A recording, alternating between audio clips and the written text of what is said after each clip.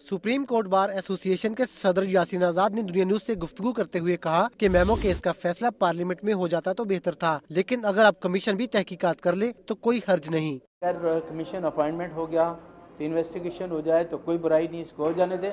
Justice retired Tarak Mahmood ने कहा कि इस फैसले से हुकूमत कमजोर होगी। इनकी राय में सदर जरदारी को इस्तिस्ना हासिल है। मेरा ख्याल ज्यादा मुनासिब ये होता कि मेंटेनेबल तो करार दे देते थे, क्योंकि अगर वो इसी नतीजे पर पहुंचे थे तो उसके बाद जो है फ्री कैन को थोड़ा सा मौका दिया जाता और उसके बाद जो है उनसे सजेशन भी ली जा सकती थी और उसके बाद जो है ना कमीशन के मेंबरान तैनात होते या ये कि उनका मैंडेट का फैसला होता।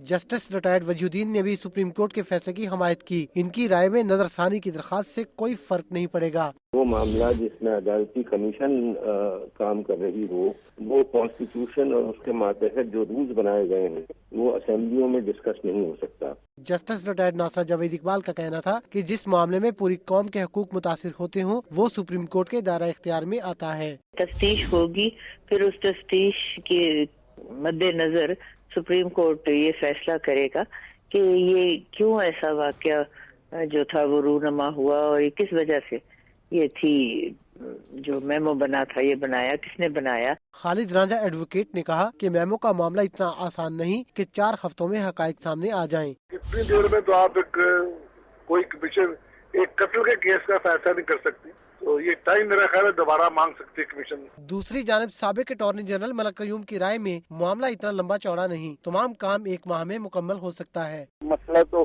सिर्फ ये देखने वाला है कि आया मीमो जो है वो हुसैन हक्कानी साहब कहा गया और अगर हुसैन हक्कानी साहब ने कहा था तो उनके पीछे कौन है। अहमद रजा कसूरी का मौक़िफ़ था कि सुप्रीम कोर्ट के फैसले से शकुक व शुबहात खत्म हो गए। जरदारी साहब पर जो इल्जामात आए हैं वो उनकी अपनी अब जिम्मेदारी बनती है कि उसका जवाब दें। माहिरीन कानून ने अदालती उज़्मा के फैसले पर तनकीद को नामुनासिब करार दिया। उनका कहना था कि अदालती फैसलों का एहतराम होना चाहिए।